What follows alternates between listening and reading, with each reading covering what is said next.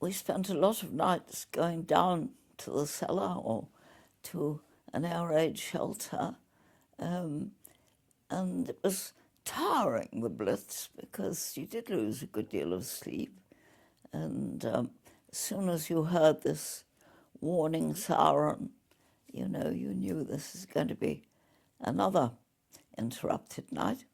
You worked with Bletchley Park. You were a codebreaker because you could speak and understand German. Where were you posted? What did you do? Well, I joined the Women's Royal Naval Service, the Wrens, because there was a bit of a naval tradition on one side of the family. And after training, they sent me to the northeast Yorkshire and the coast up there. Because I had conversational German, I could listen to the German naval ships talking, because they tended to talk as they went in and out of the Baltic into the North Sea. So the Yorkshire coast was quite a good place to do a listening watch. What was it like to be there on the coast? Because you were in the danger zone, effectively. You could have been bombed, and you actually think that it's a miracle you weren't. I suppose in a way it was, because, yes, we were right opposite enemy territory. I don't think we thought a lot about that, actually. Of course, you had blackout and everything. You didn't show any lights, and they probably wouldn't have known what our little remote stations actually were doing, because they'd taken over guest houses and places like that for us.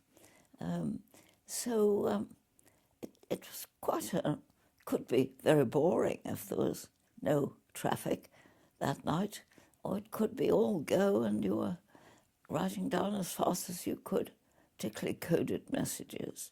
You were stationed on the coast, and on the south coast, I think this was, and you had a special chance encounter on the cliffs in the build-up to D-Day with Winston Churchill. Can you tell me a little bit about what happened there?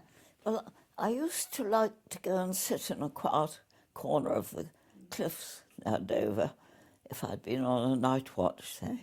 And I think it was one morning about breakfast time that I was sitting with my library book, and a little file of people came up the path from the car park way down below on the road. And I was rather surprised to see Winston Churchill at the head of this little group of officers and civilians. And so they came past and they said, "Good morning." So I said, "Good morning."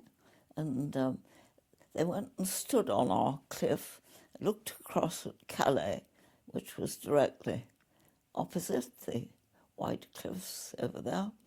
And then they went away again. And I thought that was rather odd. What was our Prime Minister doing at breakfast time on our cliff? But they went on to other places round there, and it was all very carefully planned that it would be reported back to the Germans. And because they were looking at that east end of the Channel, that's where the invasion of Europe was going to be. And of course it was going to be way down to the west in Normandy.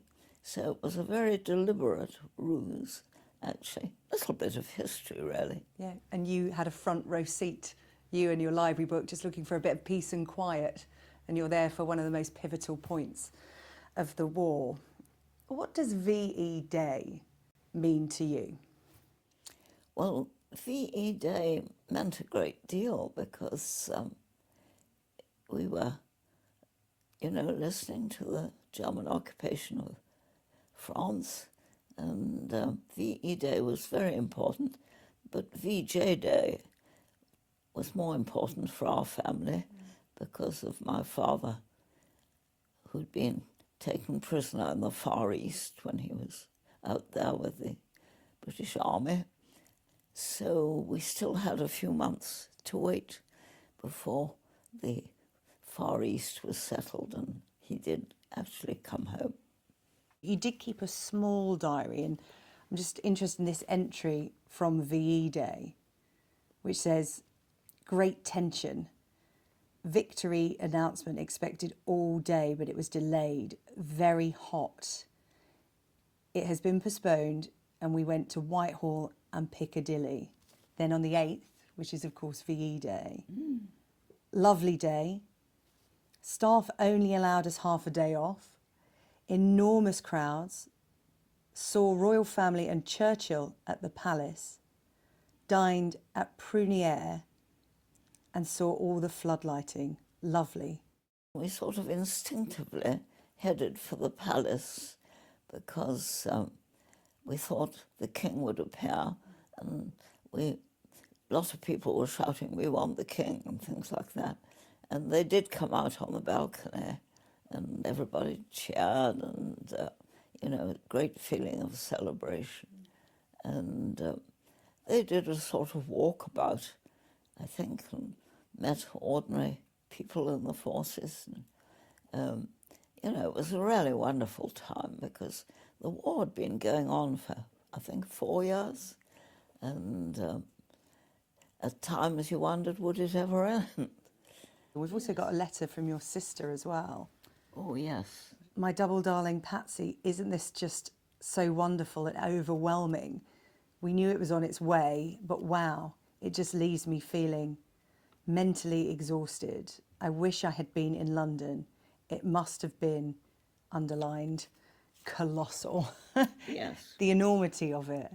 Well, Jean and I always kept in touch very much. And she was in North Africa and Mediterranean. I want to ask you about your medals that you're wearing. Perhaps you can talk us through them. What are they? Well, I've got the standard British ones for being in the forces in the war, and then a rather beautiful French medal. The Légion d'honneur. The Légion d'honneur. It's their top military medal, and originally given, I think, by Napoleon to his troops for their success against the British.